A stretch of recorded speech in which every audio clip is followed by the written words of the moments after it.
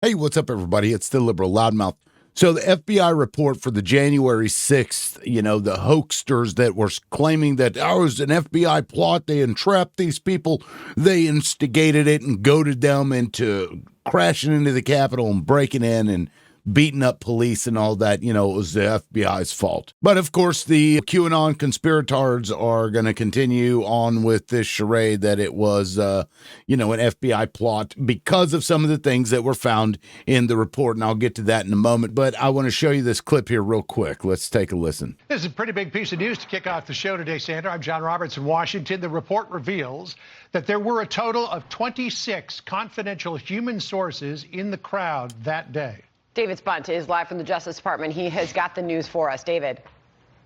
Sandra, 3 of those were authorized and tasked by the FBI to be there on January 6, 2021. We're coming up on 4 years since that day of the Capitol riot. This IG report specifically focuses on the FBI's handling of confidential human sources, or as we know them, FBI informants. For years, the outgoing FBI director, Chris Wray, has been pressed on reports of undercover agents. According to this new report, there were no undercover FBI agents. However, there were 3 confidential human sources tasked by the Bureau to be in the crowd on January 6th to specifically watch what the report states is concerns over domestic terrorism. Okay, so I'm just going to stop it right there because I'm going to pull up the report itself and I'll show you exactly where in the document it talks about these things so that you know going forward what it actually says rather than what somebody tells you it says. So right here on page 4 of the report, we found no evidence in the materials we reviewed or the testimony we received showing or suggesting that the FBI had undercover employees in the various protest crowds or at the Capitol on January 6th. We reviewed the documented CHS reporting that the FBI had prior to the riot and breach of the Capitol on January 6th. We determined that 3 CHSs had been tasked by FBI field offices in the days leading up to the January 6th electoral certification with the required approval of the WFO to travel to D.C. for the events of January 6th to report on domestic terrorism subjects who were possibly attending the event. Specifically, one FBI field office tasked a CHS to travel to D.C. to report on the activities of a predicated domestic terrorism subject who was separately planning to travel to D.C. for the January 6th electoral certification. A second FBI field office tasked the CHS to travel to D.C. to potentially report on 2 domestic terrorism subjects from another FBI field office who were planning to travel to D.C.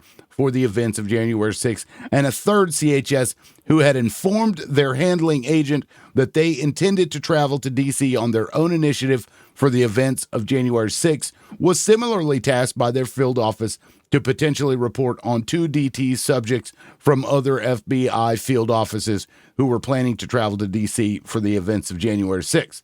So there were only 3 that were officially authorized to have been there.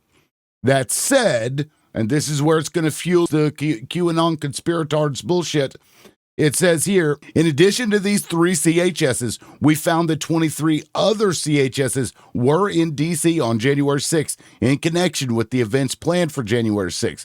None of these FBI CHSs were authorized to enter the Capitol or a restricted area or to otherwise break the law on January 6th, nor was any CHS directed by the FBI to encourage others to commit illegal acts on January 6th.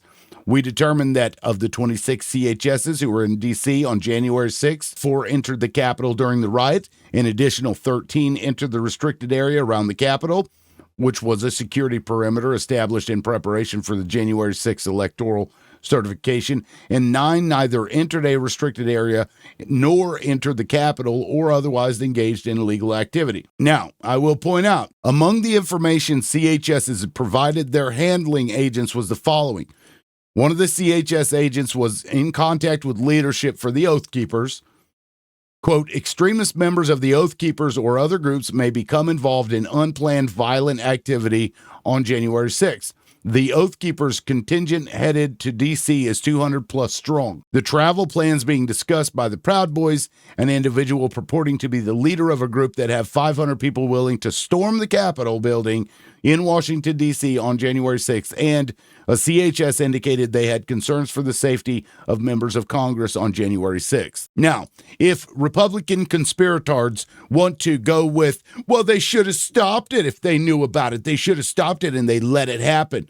And then that's their justification in some weird fucking way that it was the FBI that caused this because they didn't stop it. I mean, they could go that route if they wanted to, I guess, but it would make them seem kind of silly.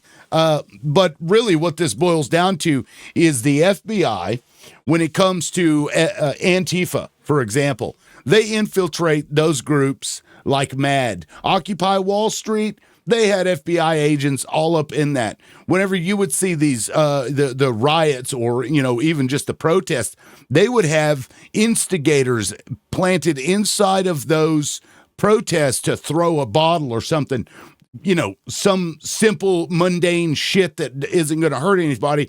And then that would prompt the police to engage, you know, violently with these and kettle all of these people. Kettling meaning they come in on all sides and basically the protesters have nowhere to go. So then they all just get arrested. This shit happened over and over again when it's the Antifa. But you got to keep in mind, FBI agents and law enforcement in general and military personnel in general are more likely to love the authoritarian right-wing bullshit that we see. We see this all the time where, you know, even the KKK back in the day, a lot of them were policemen and sheriff's departments. The sheriffs, in fact, down in the South a lot of them were KKK members. Nothing has changed as far as that goes. These are the same kinds of people. So of course you're gonna probably have some FBI informants that are otherwise informants going there of their own accord, going there to support Donald Trump to try and overthrow the government because they believe it in their own personal belief systems. But that doesn't mean that the FBI told them to go in there and do that. So anybody complaining that the FBI, had they been embedded within the Proud Boys or the Oath Keepers, I don't give a fuck, because they should be. That's literally their job. You've got this terrorist organization that's planning to go to the Capitol, to break in, to raise hell, to beat the shit out of police, and you're telling me you're not okay with law enforcement, whichever kind of law enforcement it is, you're not okay with them going in there, infiltrating and making sure that these people don't do something crazy?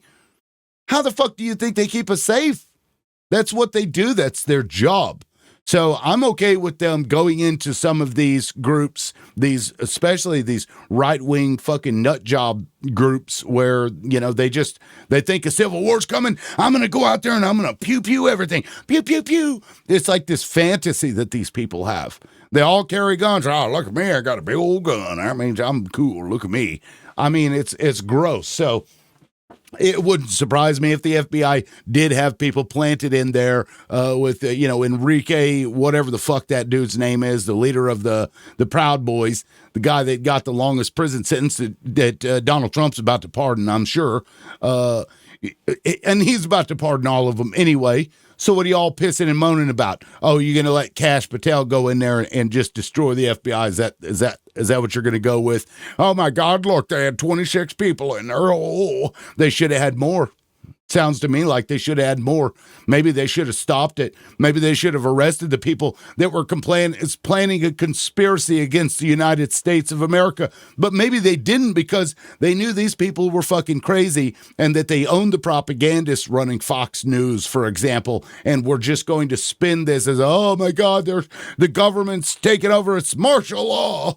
I mean, we hear all this kind of crazy stuff. So yeah, I believe what the report is telling us. I believe that there were people from the FBI that were there that weren't told to go there. And it's probably because they were going there to support Donald Trump because, you know, for some reason, people who get into law enforcement of any kind typically love authoritarianism because they want to be in control and be able to have power over people. That's why they get into those positions. And when they see a strong man and they're like, oh my God, he's like so intense. Oh yeah, please. Yeah. rule me, baby, rule me harder, please, rule me harder. I mean, this is the kind of people that get into law enforcement. They think people should be ruled. I mean, that's not true in every case, but it's generally true. Anyway, so I just wanted to let you guys know what the facts are here by showing you the document instead of you just listening to what other people are telling you. And then you're like, well, what did it actually say? That's what the document said. That's what happened. It's taken them, 4 years to figure this shit out or to come out with it. It is what it is. Please let me know what you think in the comment section and like and subscribe to the channel, and we will catch you in the next video. This is the Liberal Loudmouth. Peace.